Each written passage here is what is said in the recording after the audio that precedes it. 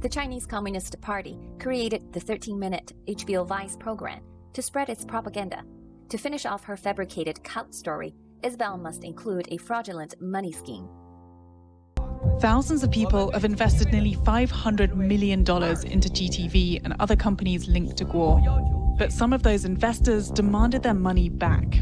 In September, the SEC issued a cease and desist order and a $500 million fine. The companies settled but admitted no wrongdoing.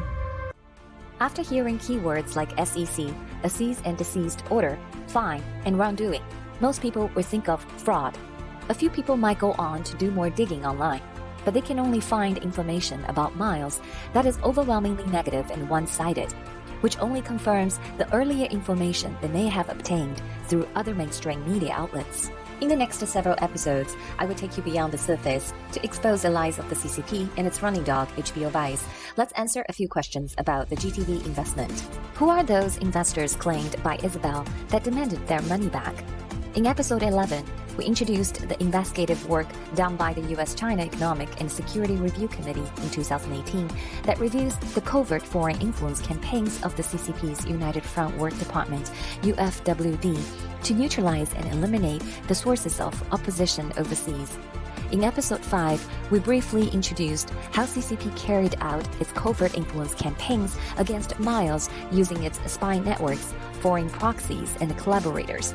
If you have watched these 2 episodes, you might have already guessed the answer. Some of these so-called investors are CCP spies who follow the whistleblower movement, waiting for opportunities to strike from within the movement. Others were targeted by the CCP and converted into collaborators through financial awards and/or coercion, usual tactics of the CCP. These CCP puppets brought complaints to the SEC with the goal of serving their master to do whatever needed to sabotage this anti-CCP undertaking and destroying the credibility of the whistleblower movement. The written SEC order released in September 2021 referred to all the investors as harmed investors. This characterization grossly misstated the fact that 99% of these 5,000-plus investors did not want their money back, and many desired to invest more to back up this anti-CCP media platform. Why did the investors of GTV all over the world encounter extreme difficulties in wire transferring their money? The investor living outside communist China thought they were in a democratic and free society, but soon find out that their freedom or financial freedom was just an illusion. Those who lived in big metropolitan cities such as New York, Vancouver, Auckland, and Sydney experienced extreme difficulties when wire transferring their money.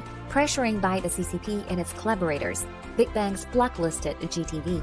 The tellers of the big banks around the world, under the banner of protecting the interests of the clients, and some obscured bank policies actively deter investors from sending the investment to GTV, citing it was a fraud. Some even outrightly refused to service the client. However, these are not just ordinary investors who chase after returns on investment, but courageous fighters who understood the inherited risk of picking a fight with the CCP and yet chose to support this brave undertaking. The investors who lived inside communist China was under more dangerous and arduous conditions. Few managed to send money overseas successfully. Many were not able to.